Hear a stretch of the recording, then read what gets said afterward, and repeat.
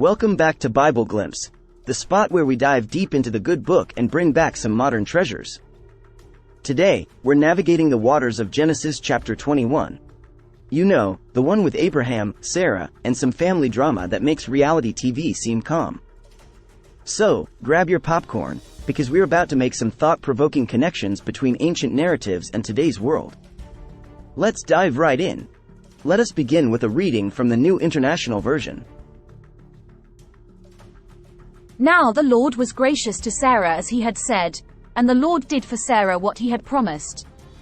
Sarah became pregnant and bore a son to Abraham in his old age, at the very time God had promised him.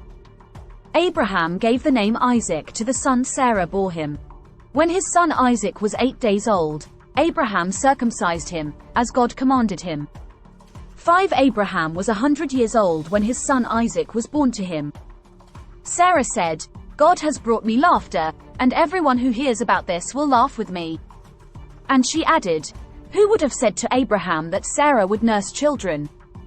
Yet I have borne him a son in his old age."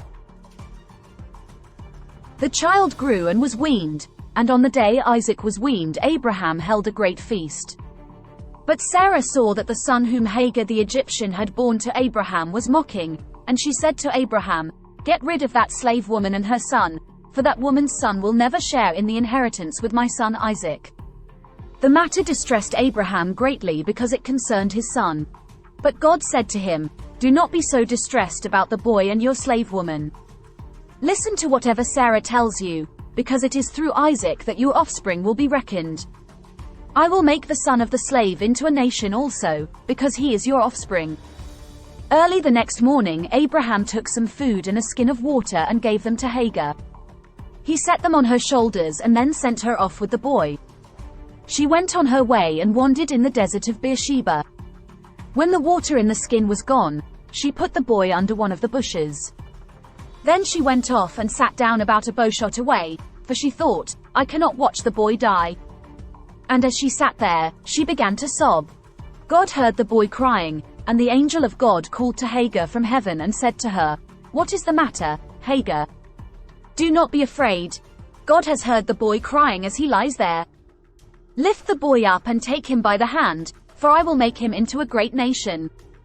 Then God opened her eyes and she saw a well of water. So she went and filled the skin with water and gave the boy a drink. God was with the boy as he grew up. He lived in the desert and became an archer. While he was living in the desert of Paran, his mother got a wife for him from Egypt. At that time Abimelech and Phicol, the commander of his forces, said to Abraham, "God is with you in everything you do. Now swear to me here before God that you will not deal falsely with me or my children or my descendants. Show to me and the country where you now reside as a foreigner the same kindness I have shown to you." Abraham said, "I swear it."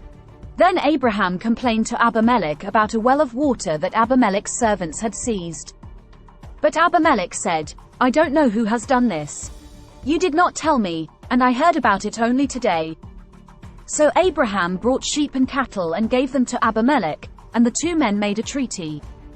Abraham set apart 7 ewe lambs from the flock, and Abimelech asked Abraham, "What is the meaning of these 7 ewe lambs you have set apart by themselves?" He replied, "Accept these 7 lambs from my hand as a witness that I dug this well." So that place was called Beersheba, because the two men swore an oath there. After the treaty had been made at Beersheba, Abimelech and Phicol, the commander of his forces, returned to the land of the Philistines. Abraham planted a tamarisk tree in Beersheba, and there he called on the name of the Lord, the eternal God. And Abraham stayed in the land of the Philistines for a long time. This concludes the reading. The treaty at Beersheba. In the opening verses, Sarah, who's past the average age for motherhood, think grandma age, becomes pregnant and gives birth to Isaac. This would be like your favorite Hollywood starlet, maybe like Betty White, announcing she's expecting. Big news, right? The name Isaac means laughter. Why? Because Sarah laughed when she first heard she'd have a baby in her old age. Picture this, getting an email saying you won $1 million, and you laugh thinking it's spam. But then, the bank calls, and voila! Suddenly, your chuckles turn into celebratory dances.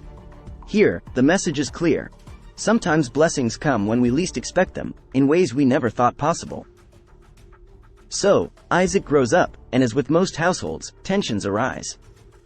Think of it as the ancient version of two siblings arguing over the last slice of pizza or who controls the Netflix password. Sarah sees Hagar's son, Ishmael, laughing and becomes concerned about Isaac's inheritance. She asks Abraham to send Hagar and Ishmael away. It's a tough situation, like choosing between chocolate and vanilla. You love them both, but one's got to go. God assures Abraham that both sons will become great nations. The message? Even in family squabbles, there's hope and a bigger plan at play.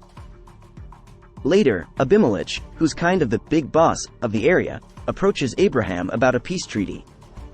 This is like two top YouTubers agreeing to collab rather than starting a comment war. They settle their differences over a well, which becomes a symbol of their treaty. It's like agreeing to share Wi-Fi with your neighbor after months of passive-aggressive notes about loud music. Here, the Bible gives a shout-out to diplomacy and the benefits of coming to the table, even when it might seem hard. Genesis chapter 21, while ancient, has themes we can still relate to today. Unexpected blessings, family dynamics, and the importance of peace agreements. It reminds us that no matter how much time has passed, human nature and the challenges we face remain quite consistent. The next time you laugh in disbelief or find yourself in a tricky situation, remember this chapter.